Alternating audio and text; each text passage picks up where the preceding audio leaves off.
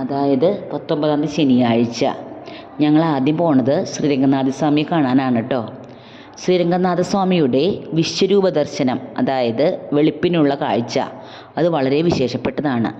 ആ ഉദ്ദേശത്തിൽ വെളുപ്പിന് 4 മണിക്ക് തന്നെ എല്ലാവരും റെഡിയായി ഞങ്ങൾ റൂമിൽ നിന്ന് പുറപ്പെട്ടു.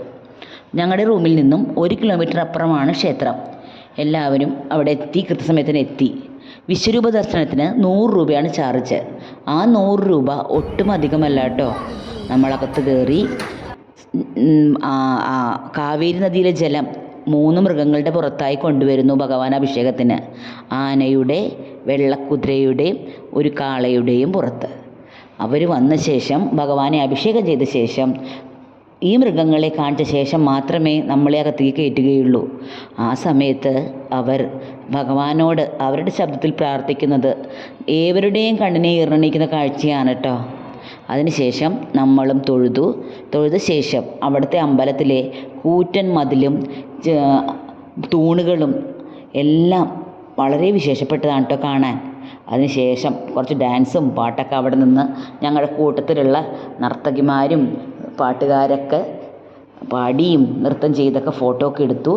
പിന്നീട് ഞങ്ങൾ തിരിച്ചു വന്ന് അവിടെ റൂമിൽ വന്ന് ബ്രേക്ക്ഫാസ്റ്റും കഴിച്ച് റൂമിൽ നിന്ന് വെക്കേറ്റ് ചെയ്ത് ഞങ്ങൾ വൈത്തീശ്വരൻ കോവിലിലേക്ക് യാത്രയായി. വൈത്തീശ്വരൻ കോവിലിലായിരുന്നു ഞങ്ങളുടെ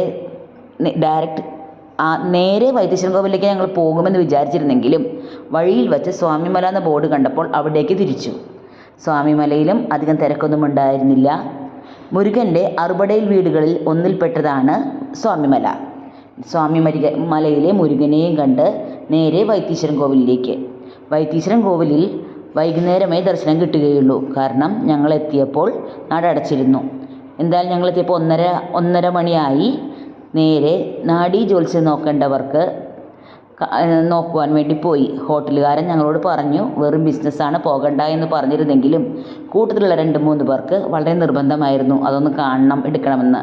ഓരോ ആഗ്രഹങ്ങളാണല്ലോ. അങ്ങനെ കൂട്ടത്തിൽ താരതമ്യേന നല്ലൊരു ജ്യോത്സ്യൻ്റെ അടുത്ത് ചെന്നു. 3 പേരാണ് ഞങ്ങളുടെ കൂട്ടത്തിൽ നോക്കിയത്. റേറ്റ് കേട്ടാൽ നമ്മൾ പേടിക്കൂ കേട്ടോ. 3600 രൂപയാണ് ഒരാളുടെ നോക്കേണ്ടത്. 3600 രൂപ കൊടുത്ത് നമ്മുടെ 3 തമ്പ് ഇംപ്രഷനും എടുക്കും, ഫോൺ നമ്പറും വാങ്ങും. അതിനുശേഷം കാര്യങ്ങളൊക്കെ പറഞ്ഞു. 90% ശരിയൊക്കെ പറയുന്നുണ്ട്. എന്തോ എനിക്കത്ര വിശ്വാസമായില്ല. പിന്നീട് ഞങ്ങൾ വൈത്തീശ്വരനെ ദർശനം ചെയ്ത ശേഷം തഞ്ചാവൂരിലേക്ക് യാത്ര തിരിച്ചു. നാളെ തഞ്ചാവൂരിൽ ഇഷ്ടമായിട്ട് വരാം കേട്ടോ. Okay, good night, happy Diwali.